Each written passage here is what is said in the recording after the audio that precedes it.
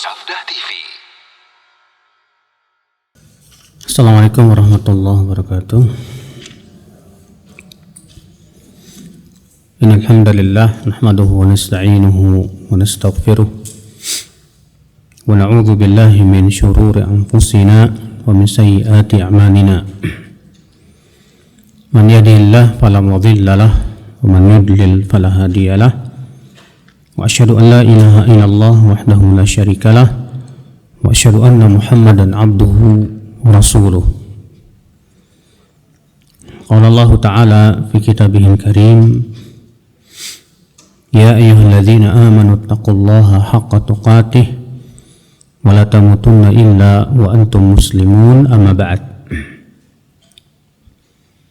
Ibu sekalian, kita lanjutkan kajian kita kaidah-kaidah, masih dalam kaidah-kaidah tauhid rububiyah ya. Sekarang kita masuk ke kaidah yang ke-61. Al-makhluq wa in 'azumat manzilatuhu la yastahiqqu syai'an min khasa'isi rububiyatillah. Kaidah yang ke-61, bahwa makhluk setinggi apapun kedudukannya tetap tidak berhak mendapatkan sifat-sifat rububiyahnya Allah. Makhluk ya, setinggi apapun kedudukannya tetap tidak berhak mendapatkan sifat-sifat rububiyahnya Allah.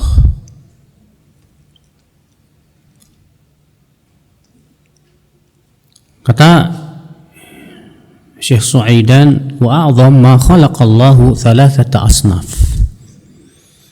Makhluk yang paling tinggi kedudukannya itu 3, Bu. Yang pertama kata beliau malaikat. Yang kedua para nabi. Dan yang ketiga para wali. Siapa sih wali itu, Bu? Wali yaitu setiap orang yang beriman dan beramal saleh. Nah, malaikat yang paling mulia siapa, Bu? Malaikat Jibril alaihi salatu wassalam. Nabi yang paling tinggi kedudukannya siapa? Nabi kita, Nabi Muhammad sallallahu alaihi wasallam. Dan wali Allah yang paling tinggi derajatnya di sisi Allah siapa? Kok diem?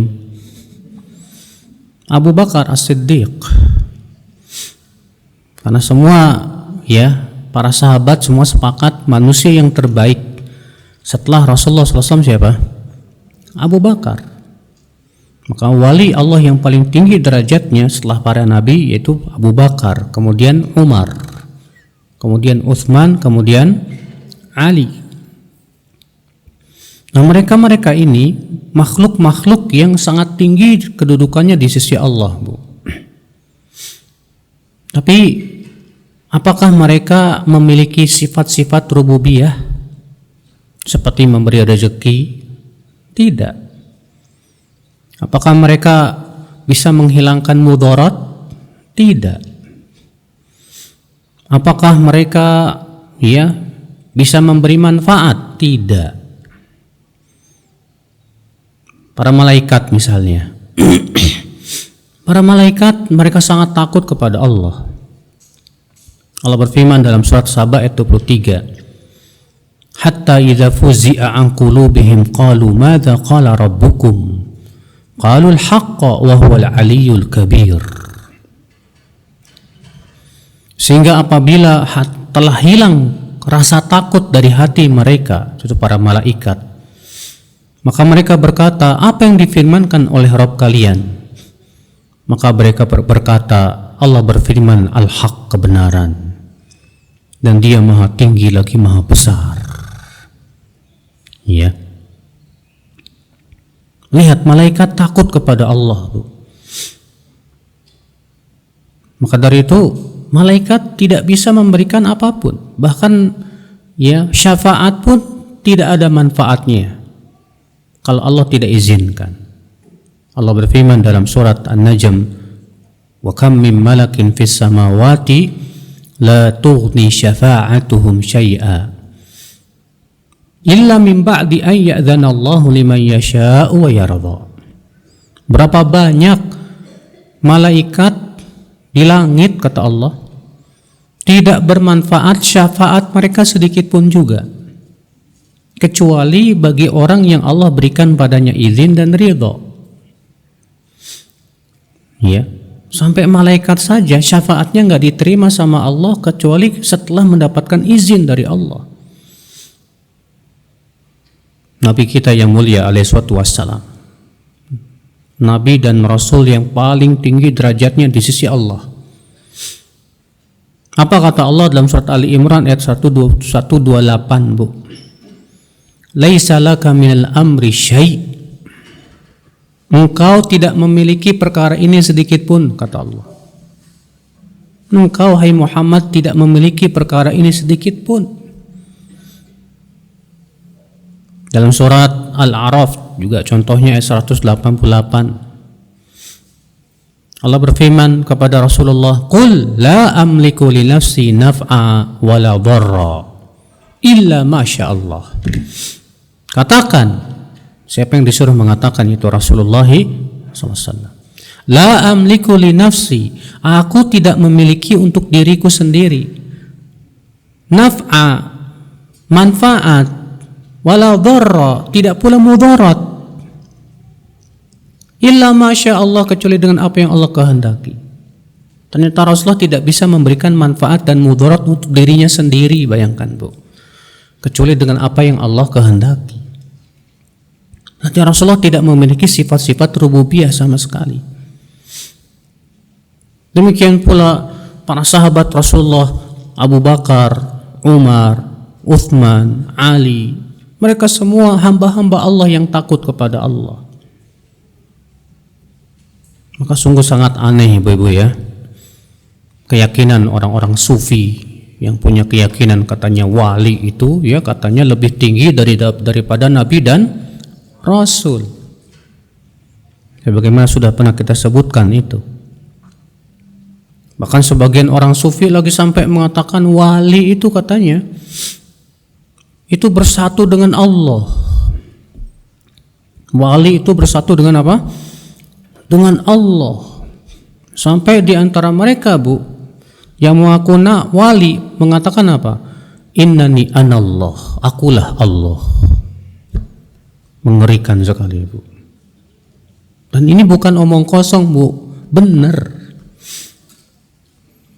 Sekitar 3 hari yang lalu, ya, ada seorang ustadz dari Kampar sana, Pekanbaru, datang ke Roja bertamu. Dia pengen ketemu sama saya. Dia cerita, Ustadz, saya dulu itu berbagai macam ilmu tasawuf sudah saya pelajari, Ustadz. Bahkan ilmu perdukunan pun sudah saya, ya, hafal, ngelotok. Dan saya dulu tuh punya keyakinan bahwa Allah bisa bersatu dengan wali. Ya. Sampai demikian. Sampai mereka itu, kata dia, merasa bahwa Allah itu dirinya lah Allah. Dirinya lah Allah. Bahkan sampai yang lebih parah, kata dia, ya, tingkat tertinggi itu kalau dia sudah punya keyakinan bahwa yang ia lihat di bumi itulah Allah. Semua yang ada itulah Allah, penjelmaan Allah. Ya, pohon, binatang, dan yang lainnya, itulah Allah. Nah, ini yang sudah kita pernah jelaskan, Bu. Disebut dengan apa namanya? Akidah hululiyah. Manunggaling. Yang mereka meyakini bahwa Allah bisa bersatu dengan makhluk. Dan bahwasanya wali itu katanya lebih tinggi derajatnya daripada Nabi dan Rasul. Wallahi ini zandaqah, ini orang zindik, Bu, yang ingin merusak Islam. Adapun kita kaum mukminin, kaum muslimin meyakini, Bu, setinggi apapun derajat seorang nabi, setinggi apapun derajat seorang wali, setinggi apapun derajat malaikat, tetap dia tidak memiliki sifat rububiyah. Sifat rububiyah hanya milik Allah. Mereka semua hamba Allah yang membutuhkan karunia dan rezeki dari Allah. Mereka semua hamba Allah yang tidak bisa memberikan manfaat dan mudarat kecuali dengan izin Allah. Itu keyakinan kita kaum muslimin, ya. Maka siapa yang punya keyakinan bahwa nabi atau wali atau malaikat memiliki sifat rububiyah, berarti dia sudah berbuat apa? Syirik. Dia sudah berbuat kesyirikan.